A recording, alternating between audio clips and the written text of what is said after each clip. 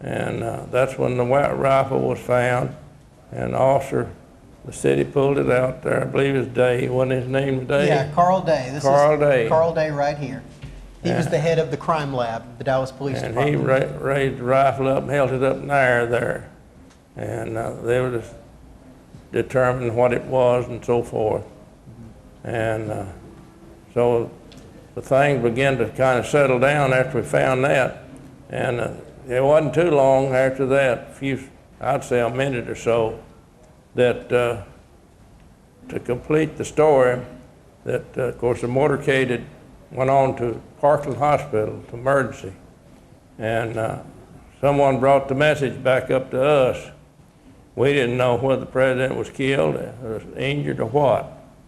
And some officer brought it back up there and was official. Then he said the president is DOA. And at that time, I become emotional.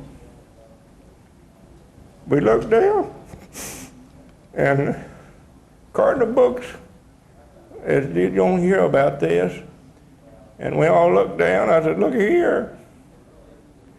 And that's when the school children studied Bible, and the picture of Christ was on the front of a book.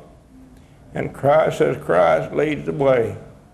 And we pointed to that, and he says, "That beats anything I ever saw." And I don't know what officer said that, but it's there. Or was there then. So that's a miracle that happened. I always come emotional, because the older I get, the emotional I get. I'm 86 years old. Not too many of us left around.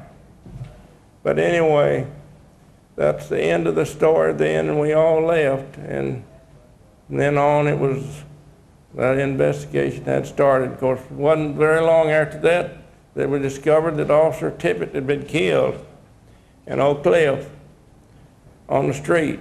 And then they went from there to the old Texas Theater, and that's where they captured Oswald, McDonald, and some of the others. Some of our officers were there. They're all deceased, every one of them. And so McDonald died in Arkansas. Mm-hmm. He was a plainclothes officer at that time. Now, because you were the man who discovered the sniper's perch, you were called to testify to the Warren Commission investigation the next year. That's correct. What was that experience like for you? Well, that was some experience, I'll tell you. You'll never forget it.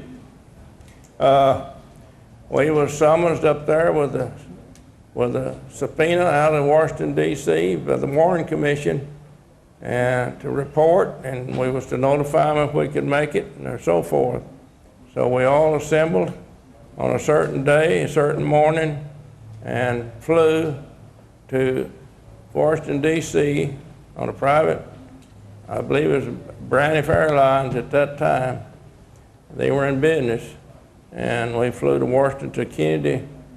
Wasn't Kennedy Airport, it was one on Dulles Airport where we landed, where you landed out in the field, and then they transferred in by motor bus from the airplane. We're all on the same airplane, and we all were carried to a hotel and put under security until the testimony at the Veterans Building, best I remember. And that's where we assembled each day till all the commission got through with us and dismissed us. And we were put up there at the hotel, and we testified for the Warren Commission. Senator Cooper and an attorney named Ball done most of my testimony. And at that time, President Ford was a representative, I remember, or senator at that time, and he later became president. I always remembered him personally because I talked to him there at the quite a bit during the testimony. And I had this 20 pages, if I remember correct, of testimony that I have back there in my attaché that's on the computer if you ever want to read it. That's true. It's all on the computer, everything about me.